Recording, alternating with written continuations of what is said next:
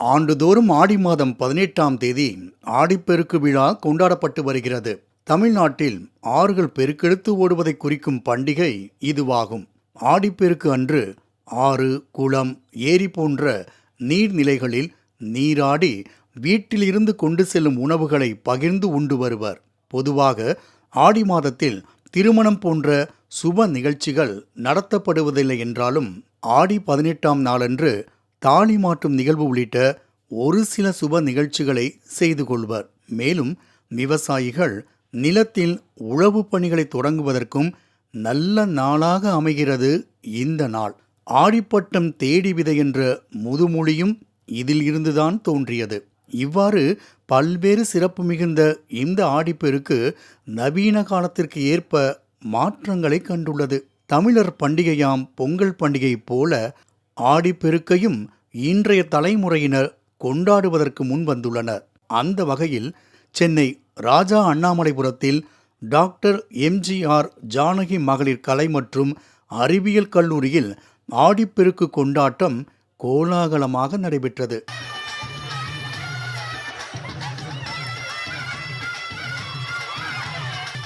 இந்த நிகழ்ச்சியில் கல்லூரி மாணவிகள் தமிழர் பாரம்பரிய உடையான பாவாடை தாவணி மற்றும் சேலை அணிந்து பங்கேற்றனர்.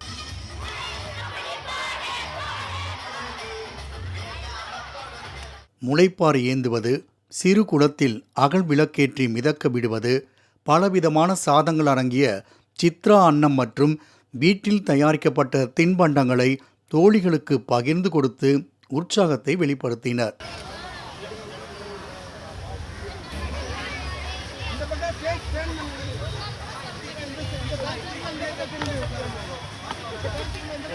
இந்த விழாவின் மற்றொரு நிகழ்வாக கிராமிய நடன நிகழ்ச்சி நடைபெற்றது. மாணவிகள் கரகாட்டம், ஒயிலாட்டம், கும்மி ஆட்டத்தில் கலக்கினர். அதோடு உரியடி, கோலப்போட்டி உள்ளிட்டவைகளிலும் கலந்து கொண்டு தங்கள் திறமையை வெளிப்படுத்தினர்.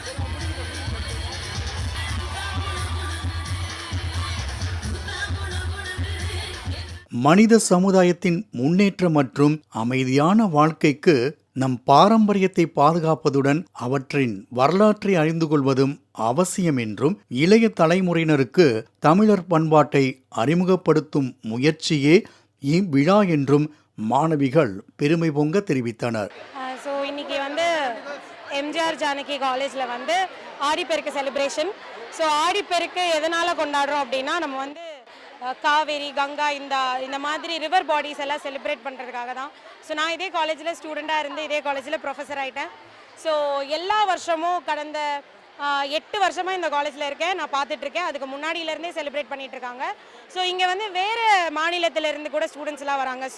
அவங்க எல்லாருக்கும் நம்ம கலாச்சாரத்தை கண்டிப்பாக சொல்லியே ஆகணும்னு சொல்லி எடுக்கப்பட்ட ஒரு முயற்சி தான் இது.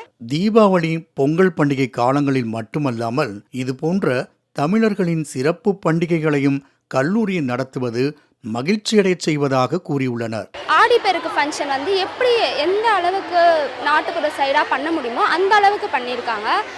பார்த்திங்கன்னா முளைப்பாரி எடுத்ததுலேருந்து சாப்பாடு, விளக்கு அதெல்லாம் இப்போ எந்த ஆடிப்பெருக்கு ஃபங்க்ஷன் எதுக்காகனா மெயினாக இந்த நம்ம ஆறுங்க அந்த நீருக்காக தான் மெயினாக. இப்போ கங்கை, யமுனை அந்த மாதிரி எல்லா நீரையும் நம்ம வழிபட்டு சிவனுக்காக நம்ம இது பண்ணுறது தான் ஆடிப்பெருக்கு விழா. அது இந்த வாட்டி ரொம்பவே எல்லாமே பாரம்பரியமாக நாங்கள் பண்ணியிருக்கோம். ரொம்பவே எல்லாமே என்ஜாய் பண்ணுற மாதிரி இருந்துச்சு. எல்லாமே எதுவுமே குறை சொல்கிறபடி இல்லை. தேங்க்யூ. தமிழர் பாரம்பரியத்தை பறைசாற்றும் வகையில் மாணவிகளின் இந்த ஆடிப்பெருக்கு கொண்டாட்டம் அனைவரையும் வெகுவாக ஈர்த்தது. மாலை முரசு செய்திகளுக்காக ஒளிப்பதிவாளர் அருணாச்சலத்துடன் செய்தியாளர் ராஜேஷ்.